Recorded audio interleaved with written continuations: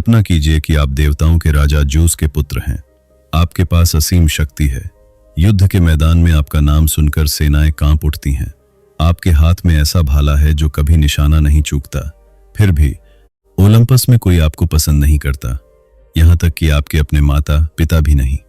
देवता आपकी उपस्थिति से असहज हो जाते हैं और जब आप घायल होकर सहायता मांगते हैं तो स्वयं जूस आपको तिरस्कार भरी नजरों से देखता है। यह कहानी है एरेस की, यूनानी पौराणिक कथाओं के युद्ध देवता की। एक ऐसा देवता जो शक्तिशाली था, भयावह था, लेकिन शायद पूरे ओलंपस में सबसे अधिक नफरत किया जाने वाला देवता भी था। जब लोग युद्ध के देवता की कल्पना करते हैं तो वे अक्सर सम्मान, वीरता और विजय के बारे में सोचते हैं। लेकिन यूनानी मिथकों में युद्ध के दो चेहरे थे। पहला चेहरा था रणनीति, अनुशासन और बुद्धिमत्ता का। उसका प्रतिनिधित्व करती थी एथेना, और दूसरा चेहरा था रक्त, अराजकता, क्रोध और विनाश का। उसका प्रतिनिधित्व करता था एरेस। यही कारण था कि यूनानी लोग एरेस से डरते थे। वह युद्ध का गौरव नहीं था, वह युद्ध की भयावहता था। वह क्षण था जब सैनिक अपना विवेक खो देते हैं, जब मैदान लाशों से भर जाता है, जब क्रोध इंसान को राक्षस बना देता है। और शायद यही कारण था कि देवता भी उससे दूरी बनाए रखते थे। एरेस का जन्म जूस और हेरा से हुआ था, लेकिन दिलचस्प बात यह है कि उसके जन्म की कथाएं भी असामान्य हैं। कुछ प्राचीन कथाओं के अनुसार हेरा ने उसे बिना जूस की सहायता के जन्म दिया था। वह ऐसा इसलिए करना चाहती थी क्योंकि जूस ने एथेना को स्वयं अपने मस्तिष्क से जन्म दिया था।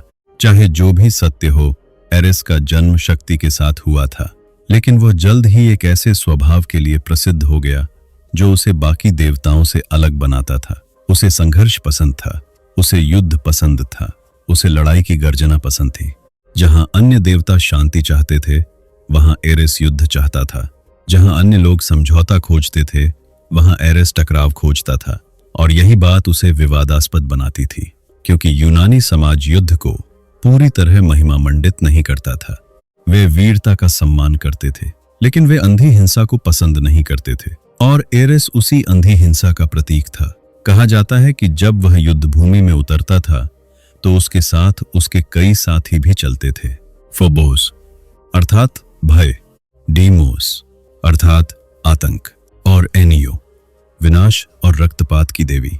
कल्पना कीजिए उस दृश्य की, एक देवता जो स्वयं युद्ध का रूप हो और उसके पीछे भय तथा आतंक चल रहे हों। यही एरेस की छवि थी।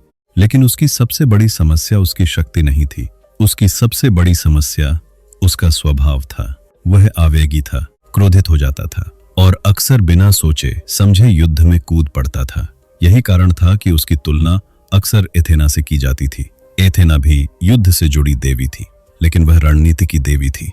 वह योजनाएं बनाती थी, सोचती थी और फिर हमला करती थी।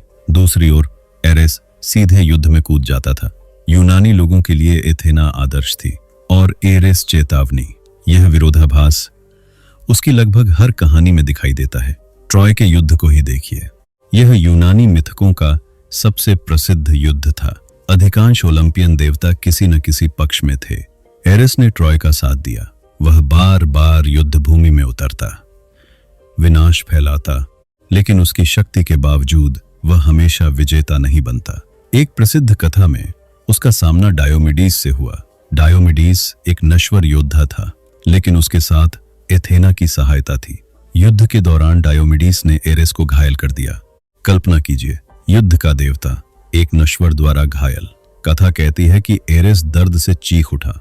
उसकी आवाज इतनी भयानक थी कि हजारों सैनिकों की चीखों जैसी लगी। वह सीधे ओलंपस पहुंचा और जूस से शिकायत करने लगा। लेकिन जूस की प्रतिक्रिया आश्चर्यजनक थी।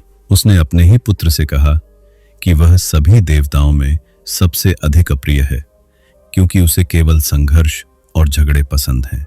यह शायद यूनानी मिथकों का सबसे असामान्य क्षण है। एक देवता, और वह भी जूस का पुत्र, अपने पिता से सम्मान नहीं बल्कि तिरस्कार प्राप्त कर रहा है। लेकिन एरेस की कहानी केवल युद्धों तक सीमित नहीं है। उसकी सबसे प्रसिद्ध कथा प्रेम से जुड़ी है, और वो भी एक ऐसे प्रेम से जिसने पूरे ओलंपस को हिला दिया। यह कहानी है एरेस और एफ्रोडाइट की। एफ्रोडाइट सौंदर्य और प्रेम की देवी। वह पहले से विवाहित थी। उसका पति था हेफेस्टस, देवताओं का महान शिल्पकार। लेकिन एफ्रोडाइट और एरेस एक दूसरे की ओर आकर्षित हो गए। उन्होंने गुप्त रूप से मिलना शुरू किया। कुछ समय तक उनका रहस्य सुरक्षित रहा, लेकिन एक दिन सूर्यदेव हेलियोस ने उन्हें देख लिया और सारी बात हेफेस्टस तक पहुंच गई। हेफेस्टस ने बदला लेने की योजना बनाई। उसने एक अदृश्य जाल बनाया और उसे अपने कक्ष में बिछा दिया। जब एरेस और एफ्रोडाइट वहां मिले तो वे उस जाल में फंस गए। फिर हेफेस्टस ने सभी देवताओं को बुलाया और पूरे ओलंपस के सामने दोनों को शर्मिंदा किया। यह कथा यूनानी मिथकों की सबसे प्रसिद्ध घटनाओं में से एक है। लेकिन दिलचस्प बात यह है कि इस अपमान के बाद भी एरेस और एफ्रोडाइट का संबंध पूरी तरह समाप्त नहीं हुआ। उनके कई बच्चे हुए, जिनमें फोबोस और डीमोस भी शामिल थे, यानी भय और आतंक स्वयं युद्ध और प्रेम के मिलन से जन्मे थे। यह प्रतीकात्मकता यूनानी कथाओं की विशेषता है।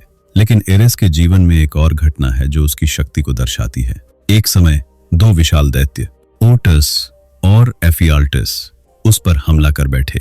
उन्होंने एरेस को पकड़ लिया और एक कांस्य पात्र में बंद कर दिया। वह 13 महीनों तक कैद रहा। युद्ध का देवता एक कैदी बन गया। यदि उसे समय पर मुक्त न कराया जाता तो शायद उसकी कहानी वहीं समाप्त हो जाती। यह घटना हमें एक महत्वपूर्ण बात बताती है। एरेस शक्तिशाली था, लेकिन अजेय नहीं, और यही कारण है कि वह अन्य युद्ध देवताओं से अलग दिखाई देता है। वह पूर्ण नहीं था, उसमें कमियां थीं।